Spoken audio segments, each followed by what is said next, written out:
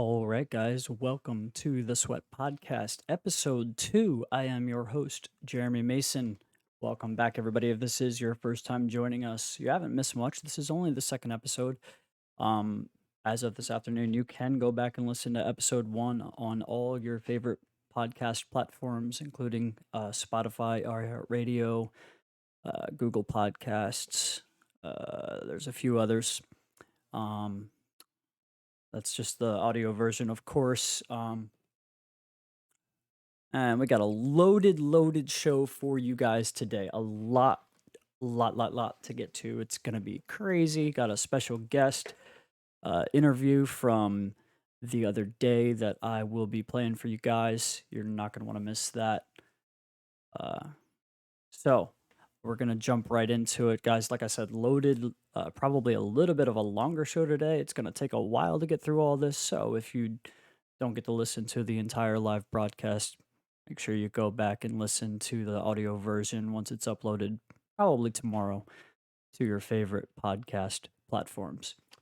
All right, so we're going to get started, as always, with a local recap from the last weekend. So, first order of business, your weekly tournaments. Friday night last week at Delmarva Billiards and Sports Bar. 9-ball tournament every Friday there. Your champion this week, Dave Bropes. Shout out to him. Played out of his mind. Best we've seen him play in a long time. Really good to see him playing well. Couldn't have happened to a nicer guy. So first place, Dave Bropes. Second place, actually myself, Jeremy Mason. I played decent. Third place, Jerry Linton.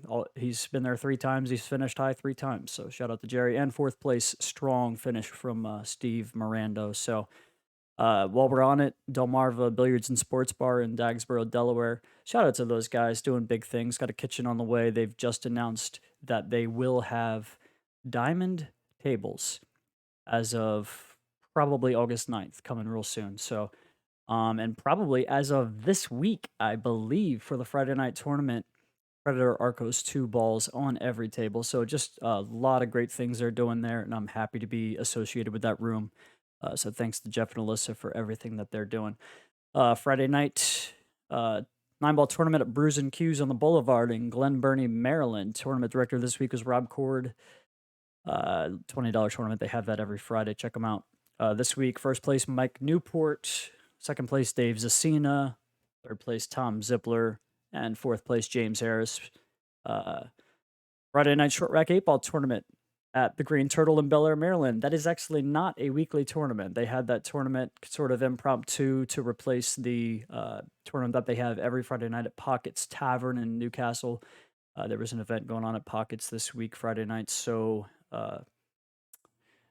Brian Kilgore picked up an event there Friday night at the Green Turtle in Bel Air.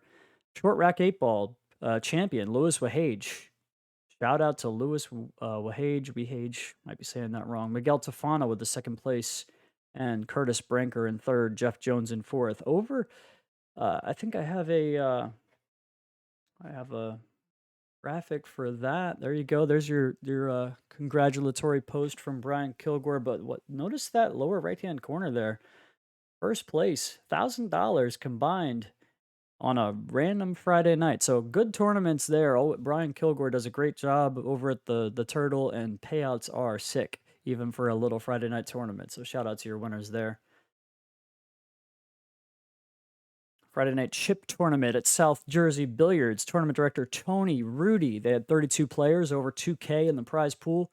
First place was tournament director Tony Rudy. That's tough to do. He's got a lot going on there, especially with a chip tournament where he's got to announce matchups for every single round. There's a redraw every single round. It's all random. There's no bracket. And nice win for Tony Rudy. Second place, Pat Haley. Third place, Lou Catagir. So shout out to those guys. Tony does a great job up there at South Jersey Billiards. Check him out sometime. 6 and Under tournament this week at Milford Billiards in Milford, Delaware. Tournament director Roxanne Swift, I should say. Apologize for that. Congratulations to your winners. Chris Schultz, Sleepy. Good shooting, Sleepy. Stephen Wilson was second. Dave Dingus in third. Nice little tournament there at Milford Billiards in Milford, Delaware. And shout out to Roxanne Swift, kind of picking up duties over there at Milford Billiards, getting things going, running some tournaments. So good job, Roxanne. Keep it up. Trying to get through this local stuff real fast, guys. Like I said, we've got a loaded show coming up for you. Lots more. We're going to recap the Predator Pro-Am series out in Tucson. We're going to recap the BEF Juniors out in Vegas. We have a great interview coming up. You guys are not going to want to miss that. So moving right along, Saturday, actually, it was a 2-day tournament, JNT. That's Joe Norton Tournaments. For anybody that does not know, Joe Norton does an awesome job running a lot of different kinds of events. Always something new, not afraid to try new ideas, combine old ideas, and puts on tournaments for all handicaps, all skill levels. This week it was Team Fast Track 8 Ball. Fast Track is just Joe's name for short rack 8 ball. Anybody that doesn't know what short rack 8 ball is, you're playing 8 ball with only 9 balls on the table. You rack it like 9 ball. 8 ball goes in the middle, 4 stripes, 4 solids. And from there, you play 8 ball. Real fun game, real fast paced. That's actually what the tournament was at the Green Turtle Friday night as well. Champions, team Dave Nangle. Rest of his teammates, Christy Hurdell, Matthew Heckrock, Chris Howard, and Eugenia Giftopoulos. Nice win for those guys. They grinded it out for 2 days. It was 13 teams, but 5-player teams. This was actually the description of the event you're looking at on your screen there. It's like they had teams of 5. I think you could have up to 7, but no greater than 315 and Joe Norton's handicap system there. So crazy format.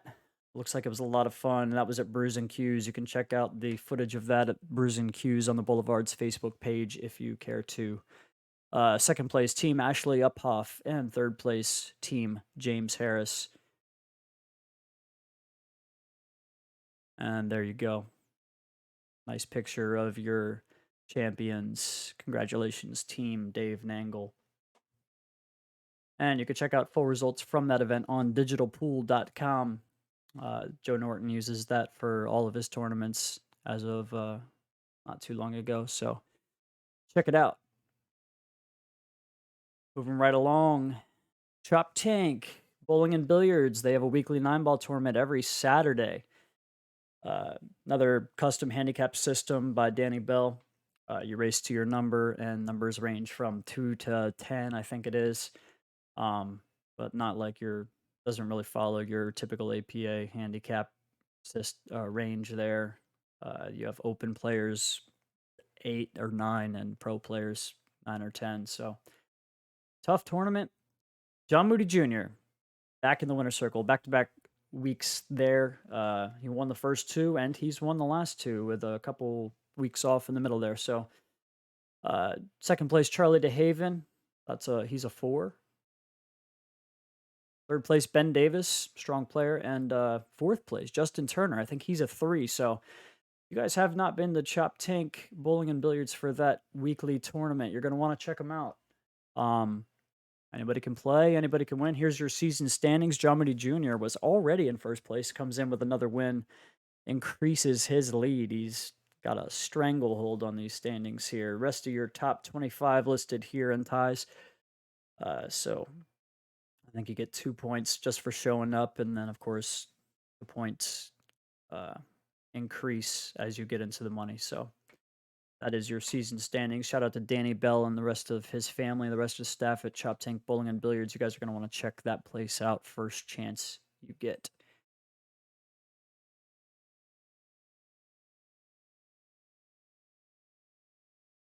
BNL tournaments. Sunday it was. That's I think that stands for Brian and Lai. Brian Kilgore, Lai Lee. Running your tournaments over there at the Green Turtle in Bel Air. They had 2 tournaments on Sunday. A 24-player. It was capped at 24 players. It was open. Your champion, Justin Mass, double dips Clint Clayton in the finals. Clint Clayton second. Jordy Palmieri third place. John Mundock in fourth. They also had a 450 and under. I didn't see what the exact numbers ended up being for I think there actually ended up being more players for the 450 and under than there was for the open. But Shout out to Aaron Wilson, your champion for the 450 and under. Good shooting. Second place, Dave Walker. Third place, Deb Sewell. Fourth place, Royce Townsend. So shout out to Brian and Lai doing great things over there at the Green Turtle in Bel Air. I believe they have diamond tables coming and hopefully Wi-Fi sometime soon so we can start having a live stream. So congratulations to your champions there from the Green Turtle.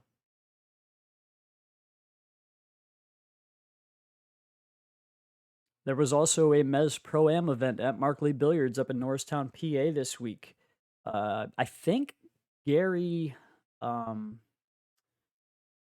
going to get this wrong. Gary Mills Jr., I think may have been your tournament director. Had a little bit of a tough time getting information on this tournament, but I was able to come up with 24 players up there at Markley. First place, Sean Dobson. Second place, Thomas Haas. Third place, Jason Haplin. And fourth place, Mike Tuzzy. So the usual suspects there in the winner's circle up at Markley Billiards in Norristown. I think Jose Burgos runs the Mez Tour up there, so follow Jose Burgos' Facebook page for event announcements for the Mez Pro-Am Tour up out of southern Pennsylvania. So Sunday at also at South Jersey Billiards, they have an 8-ball tournament every week. This week they had 36 players, well over 2K in the prize pool once again. First place was Barry West. Second place, Pat Donahue. Third place, Ray Ortega. So another nice tournament there. It sounds like they really throw the cash around up there at South Jersey Billiards. Go check them out. Nice place. Making a lot of improvements and expansions. A lot of really nice playing diamond tables up in that establishment. So go check them out. I think Al Tonelli owns the room. So that's all the results I have from last week. A lot of weekly tournaments there and just a few bigger events with the JNT and BNL tournaments and the Mez Tour. So, but we have a lot of big events coming up locally. We already mentioned all the local tournaments that are weekly. So I think the only thing to add this week, obviously Delmarva Billiards and Sports Bar, Tom's Bullpen Wednesday night in Dover. Thursday night 8-ball at Jumbo Jimmy's. Open 10-ball Wednesday nights at Center Pocket. And of course, Friday night, you got Delmarva Billiards and Sports Bar, 9-ball. 9-ball at Pockets Tavern in Newcastle, Delaware. 9-ball at Brews and Q's in the Boulevard in Glen Burnie, Maryland. 9-ball chip tournament, South Jersey Billiards. Kind of running through these as fast as I can, guys, because we have a lot to get to. So this Saturday, August 7th, Joe Norton tournaments, Scotch doubles back pocket 8-ball. And I think that is capped at a certain Fargo. I should know that, but I don't have it written down here in my notes. I apologize for that, guys. But you can find out more information about that tournament at Joe Norton Tournaments, JNT, on Facebook.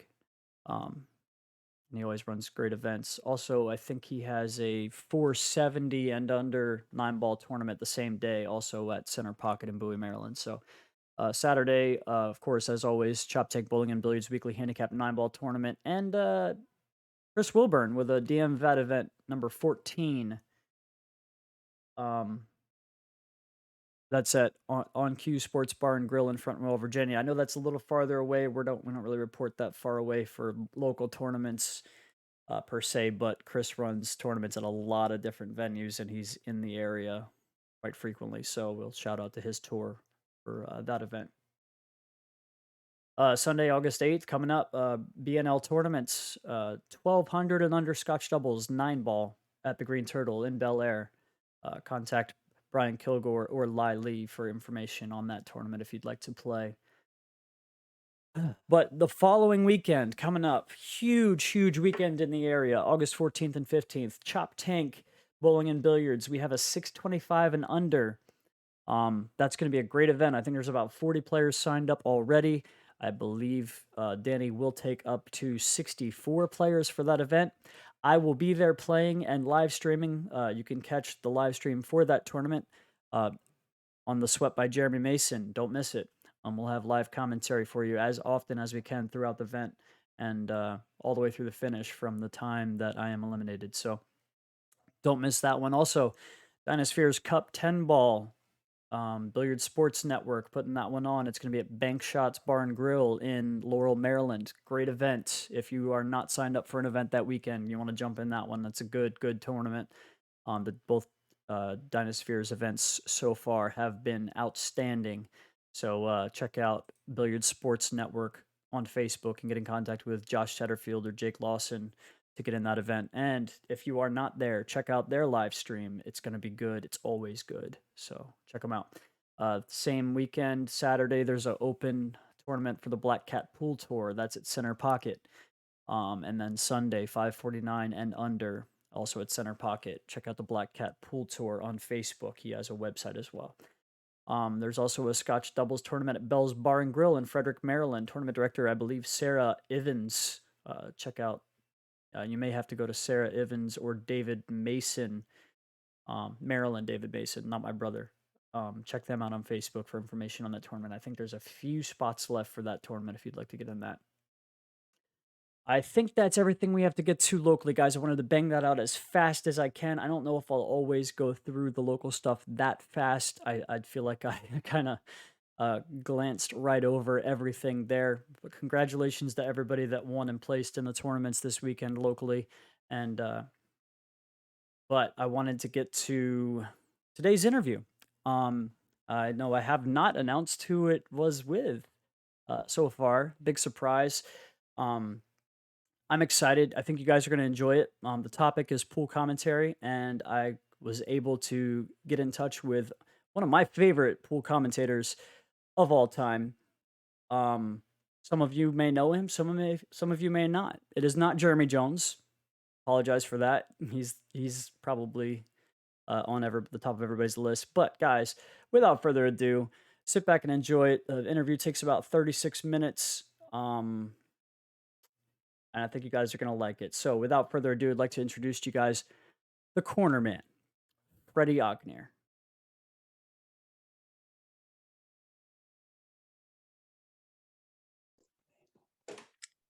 Freddie Agnir, what is up? Hey, how's it going, Jeremy? Thanks for having me. It's really good to have you. I know you and I have chatted a couple times on Facebook, really more in threads than anything. Kind of you doing what you do, dropping pool knowledge, and me over here fangirling. So, but it's nice to finally get to actually talk to you, man. This is awesome. My pleasure. So it looks very Florida-y in the background there. Where are you at? I live in Clearwater, but this is just the background picture of one of my favorite places to take customers. Oh, nice. Nice. I love it. Cool. So, for anybody out there that doesn't really know who Freddie Agnir is, take a couple minutes, as quick as you can, and just give somebody a little bit of background. What do you want people to know about who you are and how your importance within the industry? Yeah, I'm just, in the easiest way, I'm just another pool player, amateur pool player, decent amateur. I won a state championship in New Hampshire, and really that's it. And somehow I fell into the industry. I was going to the Derby City Classic. At some point, Greg Sullivan asked me to head up the Louis Roberts Award, the Action Entertainment Award, and they were having a lot of action there, obviously. And that's about the same time. Sorry, that was the same time that the Action Report started doing their gig there. So it was really kind of like a mix, a perfect storm type of activity where the guys there, Justin Collette and Chad, they needed people to hang around in their booth because they couldn't just sit there 24 hours a day. Right. Right. And that's really how it started with me. But I'm just a regular pool player. I'm not a professional. I'm from the Philippines. So maybe some people think that there's some kind of magic in my blood. Maybe there is, maybe there isn't. I don't know. I'm a New Englander. I'm a Patriots fan since 1974 when they were one of the worst teams in football. So I like to think I'm just a regular guy. I'm a mechanical engineer and I'm a creative writing instructor. So I sort of take both parts of those and keep them in my commentary somehow. Yeah, I love that. And I know I've told you before on several occasions that um, I've only been really seriously into pool probably for about 5 or 6 years now. And when I first started taking the game seriously, I spent a lot of time on YouTube trying to learn things, trying to watch the professionals and listen to commentary. And some of the first guys that really explained the game and explained what was happening on a higher level, yourself and Ken Schumann and guys like that, really before Jeremy Jones started doing a lot of commentary. So I guess I'll preface this. We're kind of just getting right into it, but I wanted to have you on to have a conversation about commentary in pool. My podcast is going to be a little bit different. There's a handful of pool podcasts out there already, and so we have the shows out there for guys to come on and interview and do the get to knows. So I wanted to do a quick background of who you are, but really I want to have a conversation about pool commentary. And I can't think of anybody better to talk to it to about that with than yourself. So now that we have a quick background of who you are, and for anybody that wants to find out more about Freddie Agnir, if you are interested, there's a great interview I actually read while I was preparing for this interview. I just Googled Freddie Agnir. If you're watching this on YouTube later on, I'll give a link to that an interview in the it was the Buzz magazine, right? I think so. Yeah, it was a quick, maybe about a half-hour read or whatever, but I really enjoyed it, learned a lot. So if anybody wants to know more about Freddie Agnir, you can definitely check that out, and I'll provide the link for you. But Freddie, in your own words, like, why don't you tell me, what do you think is the importance of commentary in pool, and specifically in pool as it relates to other sports or in comparison to other sports? You know, pool is people will say that pool is a mental game, and it really is a mental game. In other sports where you can see the action, you can actually just turn off the TV and just watch the action as it is. You could do the same thing with pool too, but because pool is a mental game and a thought process type of game, I think it's very important that good commentary goes along with it, so that you can get into the minds of the players, so to speak. Why they're thinking this, why do they go in that direction, and even a little bit more than that. What do they do to get here? Who are they as they get to where they are? Because pool isn't just about what you're seeing in front of you, right? It is a mental game. There's a lot to it. And right at that moment, there's a lot to what made a guy do whatever he was doing, even just coming into the place, So unlike tennis, and it's great to hear commentary from tennis, you can sit there and watch tennis and just watch the action. And the commentary is there and very important, just really for that background. I don't want to call it, it's just background sound, I guess you could call it. And maybe that's the same thing with pool too, because I think it's no fun to just watch a pool tournament on TV without hearing some of these things. If I had my choice, I'd rather hear somebody talk about it than just sit there and watch it. Yeah, I totally agree. And I'm a streamer myself. I run a couple local tournaments and stream a lot, and I do commentary. And you can notice such a difference when you're live streaming a tournament. It can be awesome matches on the stream table, but if nobody's in there in the booth doing commentary, you'll have 5, 10, 20 people watching it. As soon as you get a couple guys in there, it almost seems like it doesn't matter who they are. Get in there talking, and that audio goes with it and really kind of makes it a production, and the numbers just start climbing and people start jumping in and watching. So I think it's huge. I think for me, I'm with you. I think it's a little bit more important in pool than even in other sports. And that's kind of why I asked the question, because you really need to provide that connection to the audience and tell them what's going on in the player's mind, and not just what's going on the table, but why it's important, what's the difficulty of the situation, and why certain shots matter more than others. Yeah. So I love your answer there. And you kind of backed off of it a little bit at the end there, but no, I'm with you. I think it's bigger in pool than it is in anything else, in my opinion. Yeah, if you interview 100 people who watch the stream, of course you're going to have 10 people who would rather not have commentary. But it's the other 90% that we're talking about. This, just like anything, the majority is where it's at, and it's the commentary shouldn't just be about people who know it already, right? So if let's just say you're a 600 Fargo rate, I'm just picking that number out of the hat. You're a pretty advanced player. You know an awful lot. You've been studying the game. Maybe the commentary isn't really all for you. That's great. But there are a whole bunch of people, millions of people who play this game that are not 600. And then there are a lot of people that you want to attract that don't even know the game at all. They just happen to see it. They have no idea what's going on. But surely to goodness, those people who don't know anything about the game, they'll tell you who Black Widow is. I saw her. I stopped. I watched ESPN. And it wasn't just because she was playing. There was a lot of discussion going on there. Yeah, I couldn't agree more. And I think the understanding the different levels of the knowledge basis of your audience is extremely important as a commentator. It's Totally, something totally. that I struggle with at times doing commentary. Is sometimes I forget that not everybody understands this game at a, like you said, 600 level or higher. So something to watch out for. If you're somebody that does commentary, I mean, there's a lot that goes into this. I take it very seriously. I know you take it very seriously, Freddie. Sure. And I like to see everybody really give their best foot forward there. It's interesting you mentioned the fans that don't even know anything about the game. And I think it's a great segue. I have in my notes here. I wanted to ask you about something you said in the interview that we alluded to earlier about Ra Hanna. You mentioned, Love I Raw. think, yeah, I think the question was who you enjoyed doing commentary with the most, and you said, and this is a direct quote. I have a great time with most, if not all, of my partners in the booth. So several come to mind. I think just for sheer enjoyment, I'd have to say working a match with Ra Hanna is simply the most fun. Ra No brings so doubt. much energy, and that's something our sport really needs. So could you expand on that a little bit? Sure.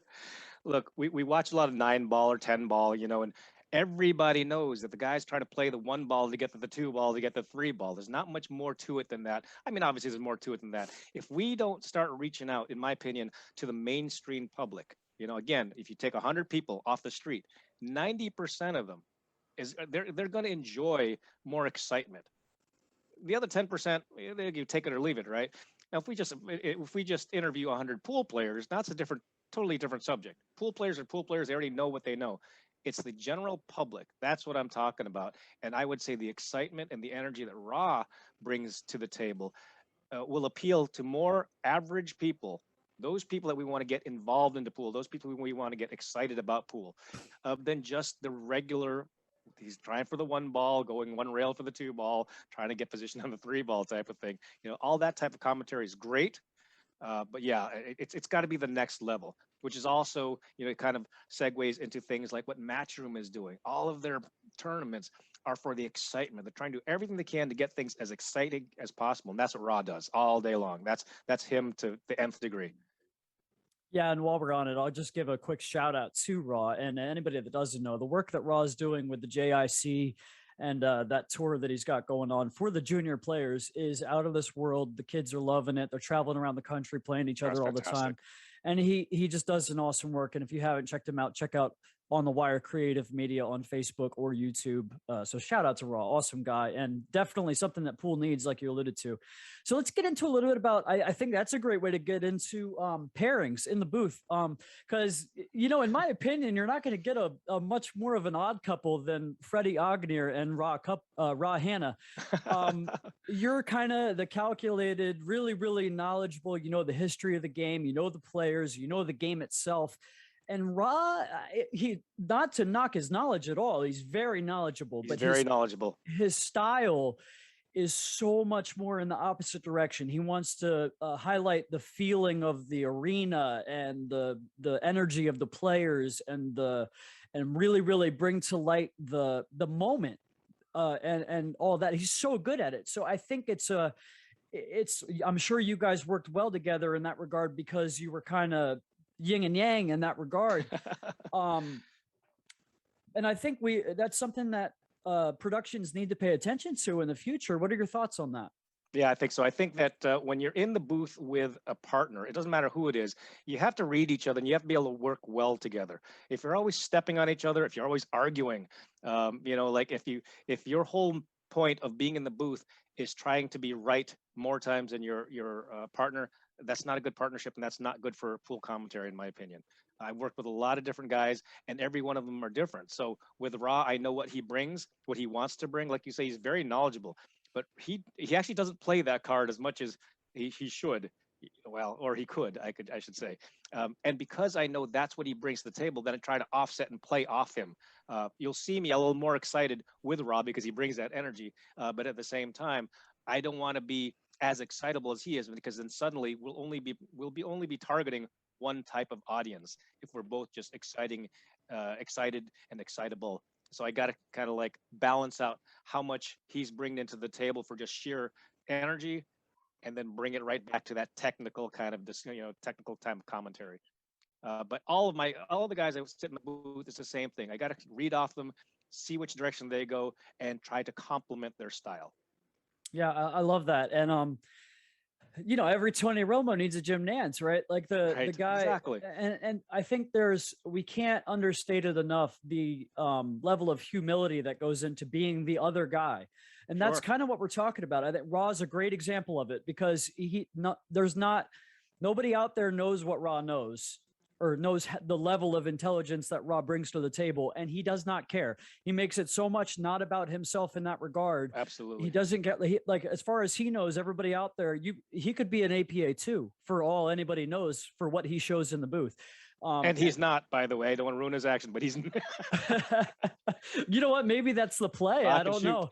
Maybe he's been trying to just hustle us the whole time. Good for him. Hope it works. Another great example of that, I think, is a friend of yours, right? George Teachea. Just probably the most humble guy that I've ever heard in the booth. Goes out of his way. I think I've heard him at times intentionally, even this weekend working with Jeremy Jones, intentionally say the wrong thing to set Jeremy Jones up to correct him and tell the audience what really needs to happen. And maybe I'm sure you could speak to that more than I can, because you've worked with him.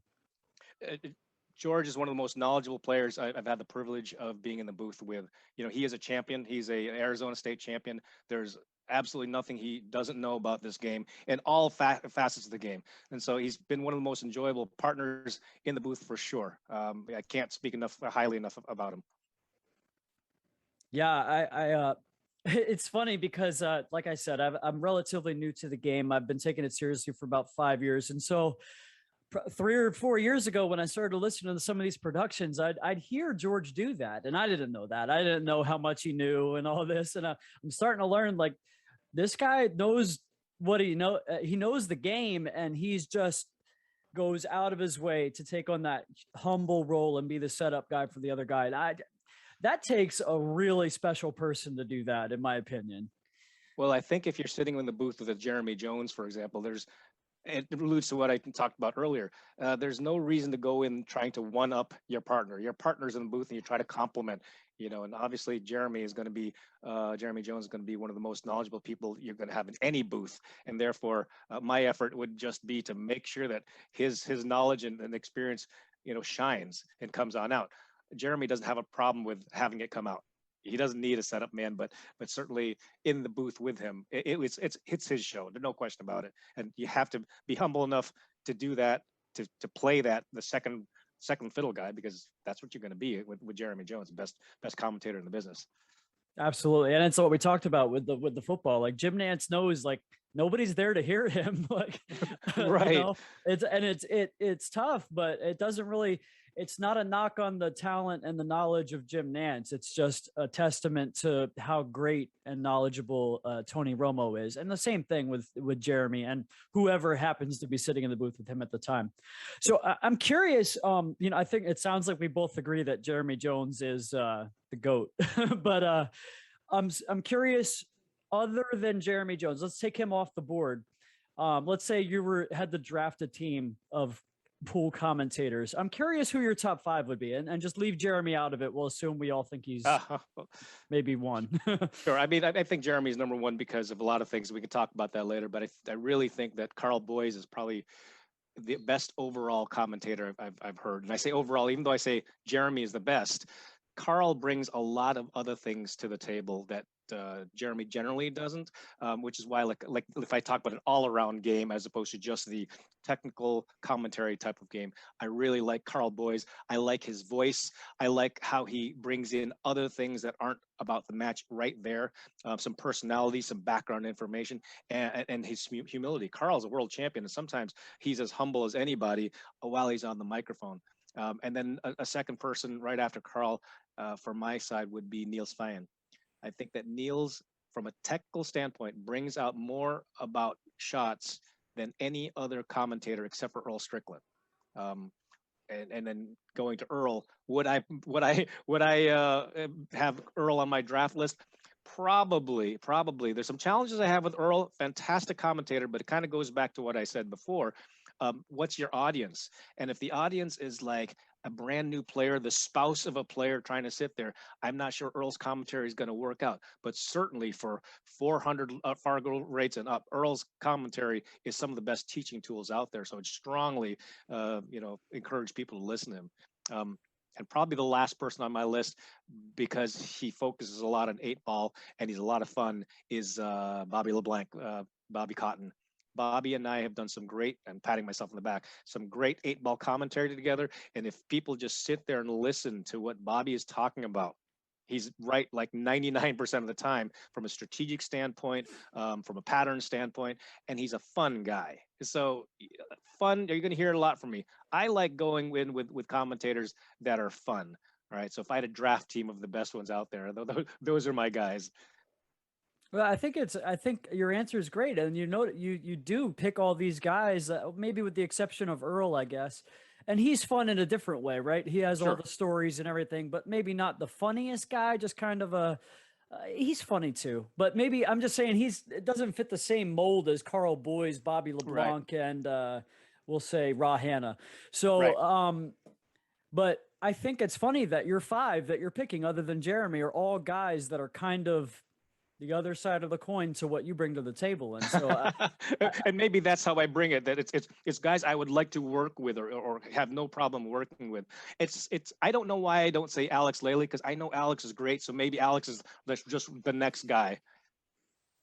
yeah, I like all those guys, and it's an interesting conversation about Carl. I was actually going to bring up Carl. He's another guy that you said he brings a lot of humility to the mic because he knows as much as anybody. Like you said, Right. world championship caliber player.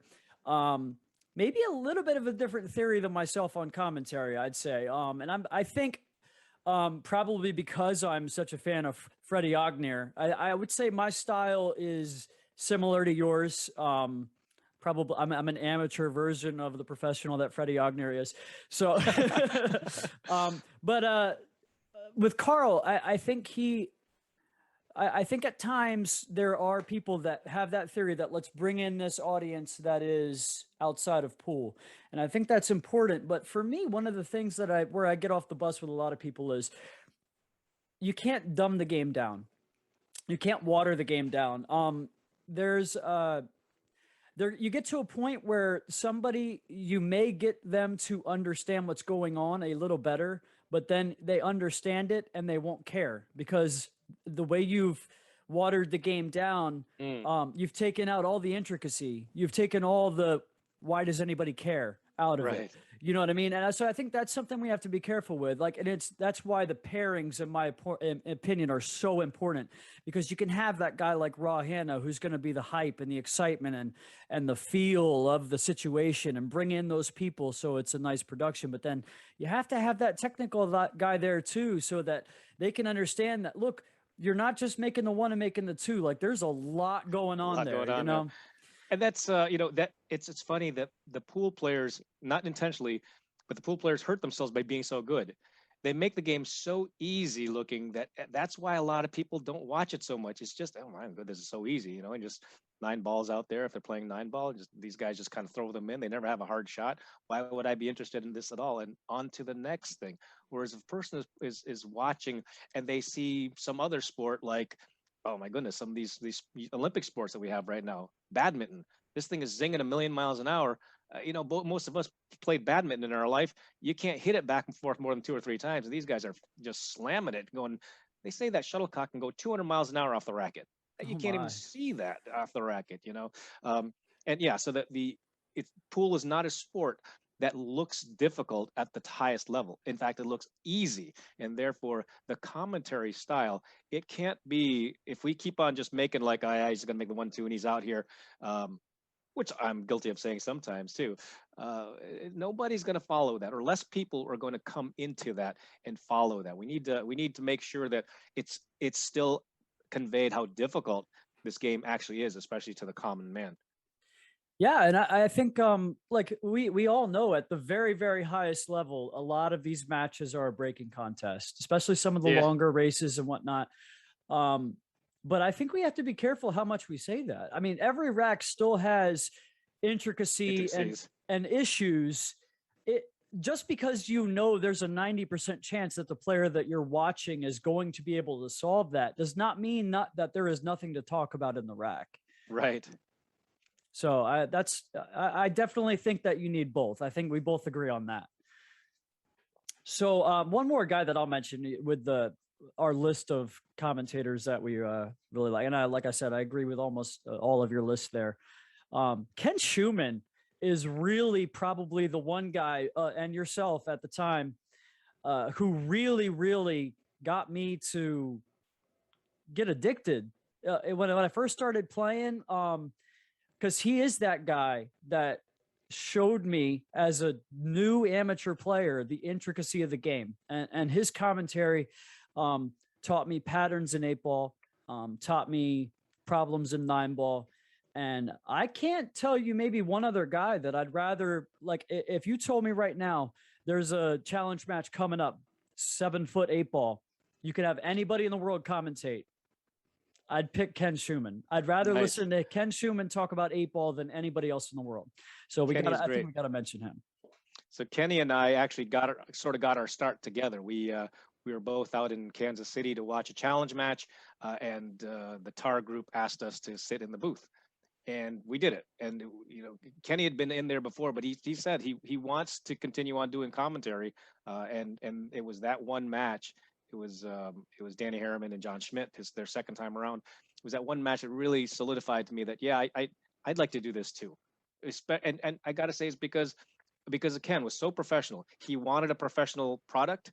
He wanted to show professional commentary instead of just two guys. And I don't want to insult anybody. I don't mean that at all. Instead of just two guys yapping it and second guessing what the professionals were doing. And he balanced what he would do, what other people might do, and how difficult some things are. And Kenny's a referee also, so he also knows all the rules.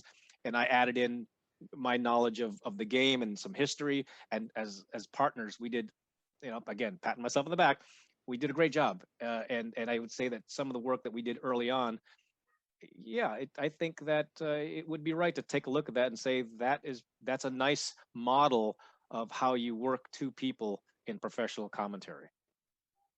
Yeah. So let me take a look at my notes here real quick, see if there's anything else that I really wanted to get to with the questions. I've seen a couple times, and you've alluded to a couple times in this match, what makes for good commentary in pool. Do you have anything specific that you would say makes for automatically bad commentary, the no-nos of pool commentary? Yeah, there's a few things. Not knowing who the players are, and it's okay to not know, but you shouldn't be saying that on the screen or on the stream. You shouldn't say, "I don't really know this guy," or "I don't know anything about where he's from," or anything like that. Just pretend you do. But better off, do a quick interview with the guy. Understand who he is, how old he is, where he's from, what does he shoot with the cue, what does he like about the tournament, what's his best game. It takes seconds to ask and take down notes. And the other thing I think that's really, really bad is when you start arguing with your booth partner. Once you start, in some kind of competition with your booth partner, then it starts going the wrong direction. Our commentary is meant for the audience. It's not meant for ourselves. That'd just be too much narcissism there. So I think those are my two biggest pet peeves about listening to the stream. Once they start talking about other things, I don't mind if somebody starts talking about food, like they have great food here, but if that becomes part of their shtick, that gets to be old really quickly. So I guess that's another thing. You gotta at least bring it back to the people that you're watching, the two guys that you're watching, and they're more important to talk about than ourselves or bickering about which shot was right. I would have shot that shot, and that starts working on people, and that's probably the most complaints. That people believe that the commentators are pretending they know more than the professionals. That surely is not what they're trying to do, but it can sound like that. So all of us have to make sure that we do a better job at not sounding like that. Absolutely. I couldn't agree more. And it can be a little bit easier said than done at times too. Sure. But it's something that you have to work towards as a commentator, and something that I'm currently working on. For me, one of the problems that I have is I work in a lot of noisy environments. There's bands playing in the background. And if you don't have everything set up just right, where you have the monitor in your headset, it can be tough to even hear when the other guy starts and when he stops. And that's something I have to work towards, maybe kind of trying to look at my partner and figure out when those opportunities are to talk, and just really remembering that the other guy has stuff to say too, you know? When I'm doing commentary and actually talking, I'm looking right at my booth partner. As long as there's no camera on us, I'm staring right at him because he and I are having a conversation about what's happening on, on the table. So I'm staring right at him because I know that it's an interaction. There's two of us in there. Yeah, I Now, love that. the toughest commentary is doing it by yourself. That ends up being like radio broadcasting a little bit, where you have to add more information because there's nobody else that's going to fill in. So that gets to be tricky. Yeah, it's interesting. I'm definitely a talker, and I love the play-by-play aspect of the commentary. And it's funny. I'm kind of the opposite of that. I think if it's actually probably easier for me to do solo commentary than it is to work with somebody. So that I'm really, really working towards that, and like, not trying not to run over the other guy. So, something to work towards. I don't have any other questions written down. Is there anything else that you think is missing from this conversation so far that you'd like to add? Well, not specifically about commentary, but I will, there's been a question recently because currently we have the Olympic sports going on, the Olympics, and people always wonder how come pool is not in the Olympics, right? And for those of you, you don't know, we have a committee out there, a world organization, the WPA, and one of their big charters is trying to get pool and cue sports into the Olympics. And two things have to happen there. One, a format that's played to keep the excitement level. That's probably the biggest thing. If you look at all the Olympic games out there and sports in general, they've come up with some kind of format that it may not prove who the best player is. Like, for example, in tennis, they do 2 out of 3 sets, each set to 6. They do not do a race to 50 points, right? Doing it to 50 every time, you're going to get the better player.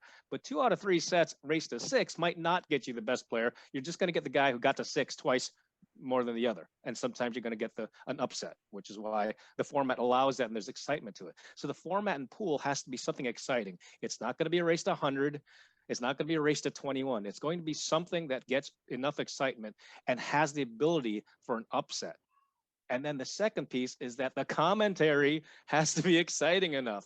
And if you look at every sport out there, I just watched archery yesterday and their setup, it was so exciting. I don't know a thing about archery, but the commentary and the way the format is makes it very exciting. And so people are working at this. But there is actually a third thing that I have to stress here. One set of rules, or a major set of rules that everybody abides by. And today we have 100 million people who play pool. Let's pretend there's 100 million who play pool of some kind, counting all the people that play it in the bars on Friday nights. They all, not only do they all play different rules, but there's half of those people don't even want to acknowledge that there is another set of rules out there, right? And until we start being able to do that as a complete industry, the players included in the industry, it's going to be very difficult to get in the Olympics. And watching the Olympics right now, look how many of those sports are out there that have all of these things. And I want to get there. And I think it takes everybody. It takes a village, as they say. It takes everybody to start getting together in order to do that. Format, great commentary, one set of rules. That's what's needed, and that's certainly what I'd be pushing. Yeah, I tend to agree with all that. I'm curious, have you got to, and we're getting a little bit off topic here, but I'm okay with it. I could talk about pool all day. So, have you been able to watch any of the Arizona State Championships, the Predator Pro Series event out in Tucson this week? I have not, but I'm hoping I can. So do you know anything about the format, or? I believe this is a race to 4, 2 out of 3 sets. Is that the one? Basically, yeah, except it doesn't go to a third set if tied. It's actually a spot shot shootout. Yeah. So, so these are the right, in my opinion, these are the right things. And just like in the stock market, we probably overcorrected one way and we'll bring it down another way until we sort of come to a consensus somewhere in the middle. What's the right format? I mean, I can't sit here and judge on it because I've not been watching it. I've only been reading the comments. Race to 4 seems short to me. So that's That's what I'm just saying but I can't really make that judgment since I didn't see it. I'm sure there's a lot of excitement because I can tell that there would be some opportunity for upsets. A lot of excitement for sure. And I mean, on my recap of this tournament later on the show after this interview, you'll see that the top 8, if you look at it, got the same result. You know what I mean? Yeah, no matter what. I mean, there's opportunity for upsets. I mean, Mike DeShane lost in a shootout to a player that was probably 150 Fargo points below him easily, maybe 200 below him. And there was some of that. There was a couple local open level players that snuck into the top 16.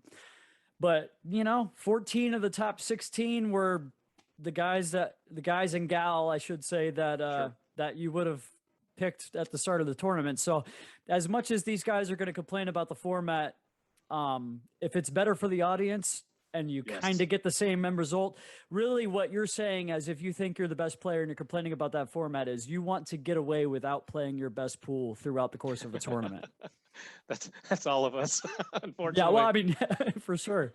So just 2 more quick things, I think, or actually maybe 1 more quick thing. I'm a Freddie Agnir fan, and I'm sure that there are other people that are going to listen to this that are fans of Freddie Agnir, and we haven't heard from you in a while as far as commentary goes. Do you have any plans for getting back in the booth sometime soon? Well, I'm always open for gigs. I am a full-time worker, so it's very difficult because until I get retired, which hopefully will be soon someday, it's just not. I can't just say yes to everything. But yeah, I'm certainly open. But there's nothing planned currently. It's we had a tough year last year, and I think more of these tournaments are just getting back on their feet. And so hopefully in the next couple months, I'll at least be on a couple matches. Yeah, I would love that. And guys, if you're out there, you need somebody, and Jeremy Jones is working 3 other events that week. He can't do everything, so there's other options out there. Let's get Freddie Agnir in the booth. Let's get Ken Schumann back in the booth if he's interested. I haven't talked to him. I don't know, but Freddie, I can't thank you enough for coming on. Is there anything else you wanted to say before we cut this off? No, it's my pleasure, Jeremy. I really appreciate this. Thanks a lot, man. I'd love to talk to you again sometime in the future. All right. Take care. Bye.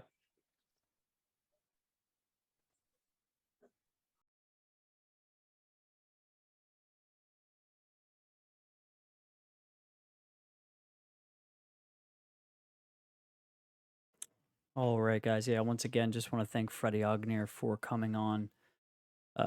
Awesome of him to do that for me and for the show. Hope you guys enjoyed that interview. I thought it was a great conversation about pool commentary. We touched on a lot of things. And in just a moment here, we will be getting back into what we were just talking about at the end of that interview, the Arizona Open out in Tucson. But before that, I'd like to take a look at the results for the BEF Junior Nationals. I'd like to give a shout out to the gentleman Ben Sutherland of BBTV Productions. You could find that on Facebook or YouTube. He did a great job with the live stream. That's Ben Sutherland. And I got permission from him to show you guys this highlight video from that tournament. So take a look at some of the skill, and there's a couple fluke 9 balls in this as well. So let's take a look at this highlight video from the BEF Junior Nationals.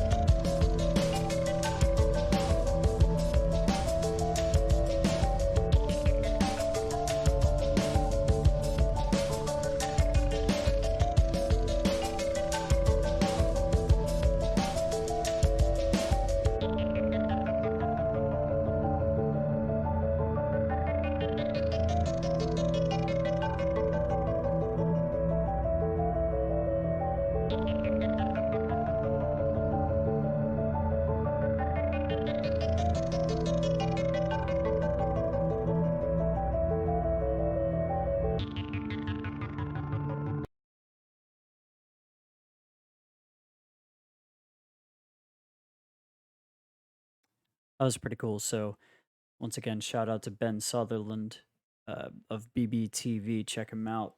Real quick, I'd like to go over all the winners. They had about 10 different divisions out there at the BEF, stands for Billiard Education Foundation Junior National Championships in Las Vegas. Um, the boys 18 and under. First place, Landon Hollingsworth. Second place, Riley Adkins. Boys 16 and under. Landon Hollingsworth, once again, with the first place. Joey Tate in second. Boys 14U, Harry Leinen and Kyle Yee. Girls 18U, Ariana Lynch and Sophia Mast. Girls 16 and under, Kennedy Mayman, Ellie Gonzalez. Girls 14 and under, Haley Marion. And second place, Skylar Hess. Just, I think, 2 racks away from defending her title in the 14 and under girls. So shout out to Skylar. A lot of you guys know Sky. So, 10 ball, Mason Koch in first, Justin Toy in second, 8 ball, Gabriel Martinez, I'm sorry, Gabriel Martinez and Lazaro Martinez the third in first and second there. 22 and under Scotch doubles, Lazaro Martinez and Joey Tate. 16 and under Scotch doubles, Landon Hollingsworth, and I don't have a first name. It just says S. Eaton. So congratulations to all them. As you heard, Landon Hollingsworth 3 times, 3 different divisions, first place. So all about Landon Hollingsworth out there in Vegas. Great shooting, Landon. And once again, congratulations to Skylar, second place, defending their title in the 14 and under. So great job out there in Vegas, guys. And if you want to watch, you saw that highlight video. These kids can play. I mean, there was a lot of flukes in that video, pretty impressive flukes.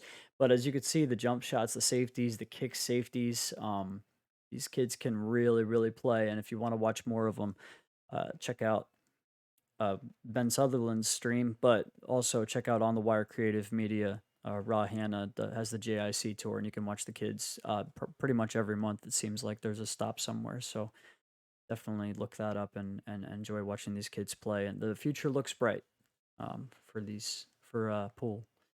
So but that was the BEF, guys. Before we get too far ahead, I actually our verse this week, I wanted to give you right with the Freddie Agnir interview. I thought it went well with the topic and went well with his thoughts on respect for your booth partners and whatnot. So let's check it out.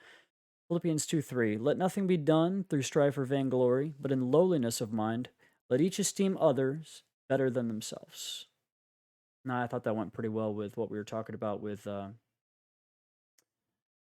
Freddie Agnir, talking about respecting your booth partners and really just giving them the platform, and it was a great conversation. So let's get into the Arizona Open. For anybody that doesn't know, this was the first stop of the CSI Predator Pro Series. They're scheduled for 5 events this year. This first one in Tucson, Arizona, just completed. Coming up beginning of September out in Las Vegas. They've also got Michigan, Ohio, Puerto Rico with the dates to be announced. They've already said next year they're going to probably add Texas to the schedule and maybe a couple other events. So going to be pretty cool. Anybody that was not following, to get into this, you heard Freddie and I talk about the format for this a little bit. A race to 4, best 2 out of 3 sets, but the third, you don't play a third set. If it's 1-1, you go to a shootout, shooting basically spot shots. The 10 ball was actually behind the spot where the 10 ball would be in the rack. So, but real quick, Billiard TV has officially launched. It is going to be a 24/7 billiard network. Kind of the pool version of the Golf Channel. So you can watch that on Distro TV, Cloud TV, Local Now, Zingo TV. I don't know about all of these platforms. I know personally I use Distro TV. I downloaded the Distro TV app on my Fire Stick, and I was able to, you just scroll down 5 or 6 channels and it's right there.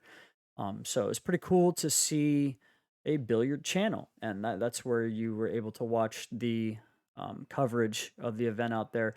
The event was put on by Q Sports International. Shout out to Ozzy Reynolds, the CEO.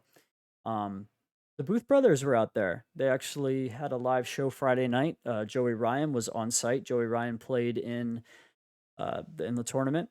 Actually, he was in the first match on the stream table. He played Christina Tkach. Um, so that was pretty cool. We're gonna talk a little bit about the format. Here's your champion, Fedor Gorst, second place, Carlo Beato, and then the second from the right there is Ozzy Reynolds, the owner, CEO of Q Sports International. So they've announced that all five of those events on the schedule for 2021 will be this format: races to four on sorry, races to four. You play two sets. If you win both of them, you win and move on. If you if it goes 1-1, you go to a spot shot shootout. And it was exciting. We saw a lot of shootouts. We saw some good players lose to players that they were huge favorites against. I mentioned in the interview with Freddie, Mike DeShane lost to a player that was well below him by Fargo. And so, I mean, you're going to hear complaints from some of the good players about the format. Ozzy Reynolds said in his interview on the Booth Brothers that it's a vocal minority. He said most of the feedback that he got was positive. A lot of the players liked it. Everybody thought it was exciting. And I want to show you guys that, in my opinion, we talk about it gives opportunity for upsets. You can have some players have a chance to beat some better players, but I think we got almost exactly the same results that we would have predicted. I want to show you this. I did a real deep dive into the stats from this tournament. I went through the entire players list. I think it was 46 players. Looked up each and every single one of their Fargos and listed them first to last. And what I found was, if you look at these are your top 16, first to last. You can see the tournament finish there in the middle, and their Fargo rank overall in this field. And Fedor Gorst and Carlo Beato were ranked 1 and 2 going in. They finished first and second. The rest of your, third and fourth, Roberto Gomez, Edgy Geronimo, both top 10 players by Fargo in this field. And there you see you got 1 on this list, you got 2, you got 4, 5, 6, 7, 8, 9, 10. So you're missing 3 and 11. You look all the way down the list, you're missing 3, 11, and maybe one other. You got a couple outliers here. Christina Tkach, 22, even though, she's been playing like a champion, fresh off a big win out at the Midwest Expo. I think it was called the Midwest Expo. So, but you have to go down. I think if you actually back this out one more round, which I did in my overall look at this thing, the only player that did not either cash or finish one spot out of the money in the top, that would be what, top 32, I think. There was only one player that did not do that. That was in the top 32 rankings, I think. So it was pretty close to the result that you would have expected going. And maybe I didn't explain this as well as I would like to, but what I'm trying to say is if you back this up and look at 17th through 24th, this was single elimination for the top 16. So the next level would have been 17 through 24 because it was still a double elimination bracket. And those next 8 players were all, they filled out the rest of this top 25 or so. You had the outliers here, Blake Baker, 19, sneaks into the top 16, which is not much of a surprise. And then Ben Hrabina was probably the biggest outlier cashing, and he's a mid 600 Fargo player. So, in my opinion, if this format makes it more exciting to watch for the fans, maybe some people that aren't even fans of pool, and you get close to the same result, I'm for it. So I'd be interested to watch moving forward the way the rest of these events go. Maybe we'll take a look at the stats like that at the next one as well and see if that holds up moving forward. But shout out to Ozzy Reynolds and the people at Q Sports International for trying something new. They knew with this decision that they were going to get a lot of flack, a lot of negative feedback, and but it was a great event. It was fun to watch, and Better Gorst, congratulations. So that's your Arizona Open. That's just about everything I want to get to today, but I'm gonna give you guys a quick what to watch going forward here. thank you guys for checking out this podcast. This is the second episode. We're having a lot of fun here. Plan to keep doing this every Monday night. Giving you a local recap, local upcoming schedule, and a look around the country like we have here, and maybe a guest interview like we had today. So hope you guys are enjoying that. But quick, what's a watch? Maybe you're out there and you're obsessed with pool, and you don't really know where to go to get your fix other than just watching old YouTube videos. Um, well, check out the Pool Player Podcast. Um, a lot of you guys know Joey Ryan doing a great job out there, out in Arizona. It's a great show. He's got about 34, 35 episodes that you can go back and listen to. It's great content with top professional players and some industry leaders. Check him out. Does a great job. Also, Joey Ryan and Mark White and Melina Mike, the Booth brothers. They go live. It had been every Tuesday night, but last week they went live on Friday night. Check them out.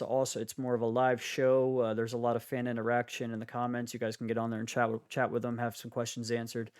Um, and it's a great time watching them. They do a great job breaking down all the action. Of course, Melina Mike, probably Pool's biggest insider. Uh, it's an awesome show. Check them out. Cue It Up podcast, probably the original pool podcast. They have well over 200 episodes of content. You guys can check them out. They're on all your favorite podcast platforms. That is Nate Mintum and Robert Havik and Demetrius Gelatis is on there all the time. So check them out. They do a real good show. And they break down all these matchups and basically everything going on in the pool world. And then there's of course We Are Pool Players podcast. A couple guys up in Canada. Um, so check them out, guys. If you are a pool junkie, there's a lot out there for you to watch and listen to. Also, coming up, Omar versus Oscar. This starts tomorrow. It is a race to 100. Winter break. They're playing 10 ball, 40,000 in the middle. You can check out the stream at Aaron's Pool Parlor. The first day is free, as you can see over in the right-hand corner of your screen there, August 3rd. Race to 33. It's free. And then the second 2 days there, only $20. Definitely worth your while. Check them out, Aaron's Pool Parlor on Facebook. That's at Hard Times in Sacramento, which is actually Oscar Dominguez pool room. And also at Hard Times coming up the week right after that, August 7th and 8th, going to be a big professional level tournament. So we'll be breaking down that one and moving on. I don't see live stream information for this one, but when I have that for you guys, I will share it to my page. It's going to be great action out there. Then you've got big one coming up here, Skylar versus Carlo. August is loaded with these big challenge matches coming up. Skylar versus Carlo playing big table, 9 ball, 9 on the spot. Winter break, going to be a good one there. And the stream is, you can find it at omegabilliards.com for the pay-per-view. And I'll definitely be breaking that one down for you guys. I'll try to get that and watch it for you. And one that I'm real excited about coming up as well, Robert Frost versus Bobby McGrath. This is my favorite game, 8 ball on a 7-foot diamond, race to 80. Going to be awesome show. If you guys haven't watched Scott Frost play, he's a great one pocket player, but he also plays great bar table 8 ball. And I think Bobby McGrath is a little bit of a bar table 8 ball specialist. So check out Pool Action TV for that pay-per-view. Coming up after that, we got the Texas Open, end of August. It's a huge tournament. And I think on here somewhere it says where the stream is. Don't know. But once again, all these live streams, guys, I'll share them to my page multiple times. You can check them all out. There's a lot of good pool coming up. And the big one, Matchroom, putting on the U.S. Open out of Haraz Resort in Atlantic City, September 13th through 18th. That tournament was a 256-player field. It filled up in about less than a day.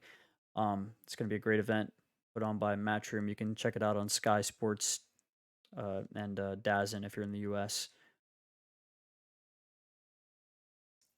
And then just recently announced the matchup in one pocket that everybody's been wanting to see: the Lion, Alex Pagulayan versus T-Rex, Tony Chowan.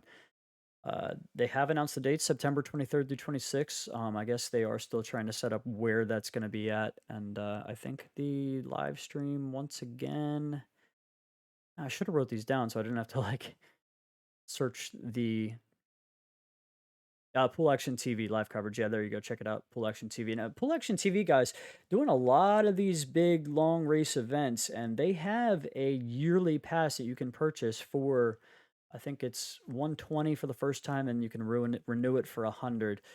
So check them out. And most of these individual pay-per-views are about 20 or 30 bucks. So definitely check out Pool Action TV. They're doing great things in pool. So guys, that's everything I wanted to get to for today. Thanks for watching episode 2 of the Sweat Podcast. I am your host, Jeremy Mason. We'll be live next Monday about the same time.